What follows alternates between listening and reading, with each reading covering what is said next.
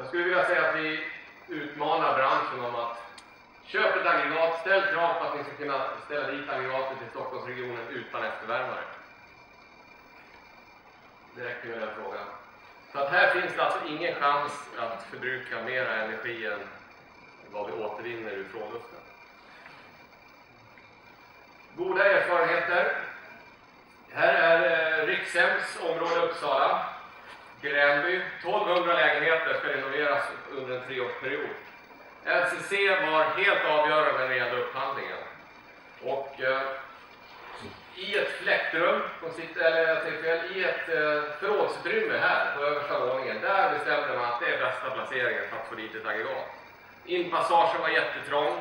Vi jobbar med en modell som heter platta paket. Vi bär upp det som en IKEA-bokhylla billig. Bygger upp det på 3 dagar med vår personal från fabriken. Vi får se några bilder. Jag kan säga så här. Förrådsutrymmet här uppe. Vi tar ut i luften via en kombihud på taket. Avluften i samma kombihud. Här jobbar vi fysiskt oss ner i fastigheten genom att helt enkelt borra oss genom betongbjälkslaget. Ner i en krypgrund 1,4 meter hög. Jobbar oss bortåt i huset och sen går man upp då. Men lika samma process. Borras genom betongbjälkslaget upp i egentligen varje lägenhet. Se till att det blir tilluft och frånluft från varje lägenhet. Här är energimålet satt till, vi går från 175 kW per kvadratmeter år ner till 85 kW per kvadratmeter år. Det är det uppsatta målet. Projektet startade i januari och kommer att pågå i 3 år. 40 stycken systemaggregat kommer att levereras. Så här ser det ut, förrådsutrymme. Här är ett ingrepp. Det här är ett pilotprojekt där man på 6 veckor flyttar kunden ut. Då totalrenoverar man. På 2 dagar river man ut allting. Sen börjar man bygga upp det. Och det är allt ifrån givetvis kök och badrum och stammar och ventilation och fönster och fasader. Så här ser det ut när det börjar komma in ett aggregat från oss.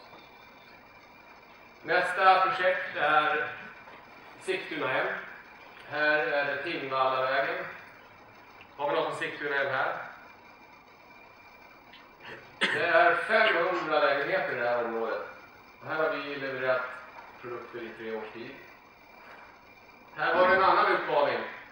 Här fanns det inte något förråd att få plats i. Vi gjorde ett aggregat som vi sänkte ner till hälften i taket. Anledningen att vi gör det är att det kan vara rätt svårt att få bygglov och ställa en stor container uppe på taket. Det gäller. Så att vi sänker ner den till hälften så att vi döljer kanalsystemet. Vi drar ut stammar på vinden, samlingslådor. Här är man innovativ och använder sopnedkast för att komma ner i tvättstugan. Sopnedkast används inte så vanligt idag. Då ser man till att täta det och dra kanalerna där. Så ser det ut. Lockar man luckorna. Aggregat på taket. Lean installation. Här ser man inga kanaler alls. Tittar vi lite framåt så finns det, jag skulle säga att det är lite fantasin som sätter begränsningar hur vi löser det här med miljonprogrammet. Här är det ett system där man bygger på att man på vinden, det kan vara en vind som är 80 hög, där ställer vi in ett aggregat. Vi går ut genom med kanaler ner i och nyttjar fasaden. Det är väldigt vanligt att vi tittar på att täta fasader. Så att i samband med att du gör en fasadrenovering så lägger du kanalsystem för tilluft i ytterfasaden. Du nyttjar den befintliga, kom ihåg första bilden med frånluftsfläkten. Den kanalen finns ofta där sedan 65. Den kan vi nyttja.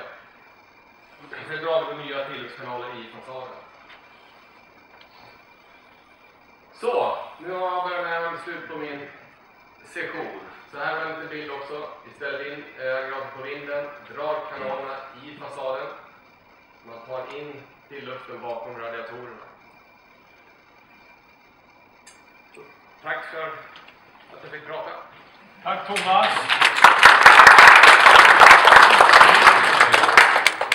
Vi ska inte släppa han riktigt än, utan har vi 1 eller 2 frågor till Thomas så tycker jag vi tar det så att han är. Ja, vad frågar han? Vad snäll Anna. Vad ser du som de största utmaningarna i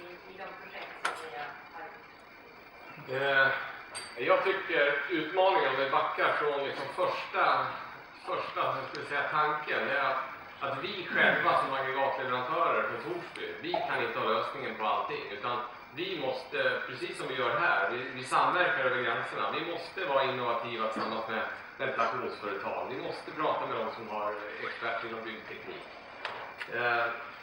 En jätteviktig bit som jag inte har nämnt, för jag vet att den kvarten kommer bara springa iväg, det är ju ekonomin i det hela.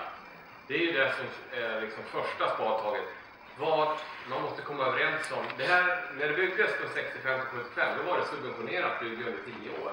Idag är det så att många gånger att det är hyresgäster som ska betala den här renoveringen. Det kan vara kostnader på 500 000 upp till 1,5 miljoner per lägenhet. Och det är inte alltid att återigen man vill betala det i Grängesberg. Så att det är en utmaning i sig att hitta ett ekonomiskt regelverk för det här och få det att funka. Det tror jag att du är expert på också, Anna.